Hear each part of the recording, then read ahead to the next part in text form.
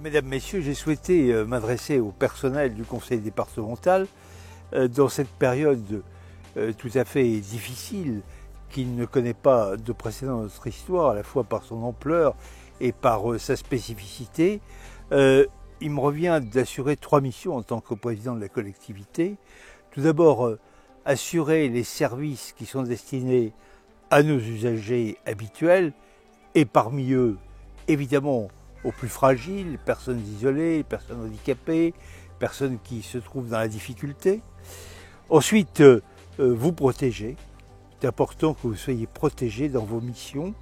Et enfin, faire en sorte que le département, au-delà de sa mission traditionnelle d'institution de proximité et de solidarité, puisse participer à l'effort de solidarité. Sur le premier point, le plan de continuation de l'activité est opérationnel. La plupart des agents sont mobilisés. Certains qui ne sont pas encore mobilisés vont l'être ou sont volontaires pour le faire. Et je voudrais les remercier pour leur participation active à ce plan de continuation de l'activité.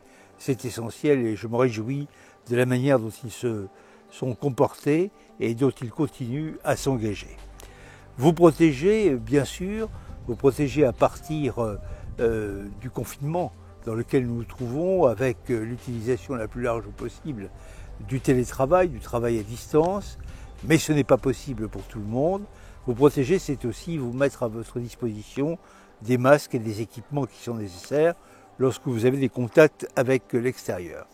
Et puis vous protéger, c'est aussi continuer le dialogue social, car vous posez de multiples questions sur les congés, sur les RTT, et j'ai demandé au directeur général de prendre contact avec les organisations syndicales, ce qui a été fait cette semaine. J'ai souhaité que l'on puisse apporter le plus de souplesse possible à toutes les dispositions qui peuvent être prises et vous faciliter la tâche.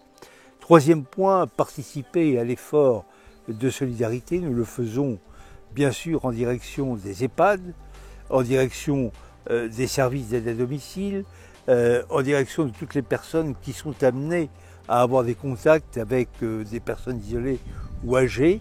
Et je crois que nous avons effectivement un rôle très important à jouer en tant que collectivité de solidarité et de proximité. En tout cas, ce que je voudrais vous dire, et au fond c'est l'essentiel, c'est vous remercier de votre mobilisation, souhaiter que vous puissiez continuer à vous mobiliser, vous dire toute ma reconnaissance, parce que seul je ne peux évidemment rien faire. Je travaille au quotidien avec Michel Miolan, le directeur général des services, avec Jean Salès, le directeur de cabinet, l'ensemble des directions, mais évidemment tout ceci n'a de sens que si sur le terrain les choses sont relayées, et vous le faites parfaitement. Je voulais vous en remercier. Je vous souhaite une bonne continuation. Pensez à bien respecter les consignes, protégez-vous, protégez vos proches, et puis nous nous retrouverons pour des jours meilleurs, mais d'ici là, sans doute aurai-je l'occasion de m'adresser à vous. Merci à tous.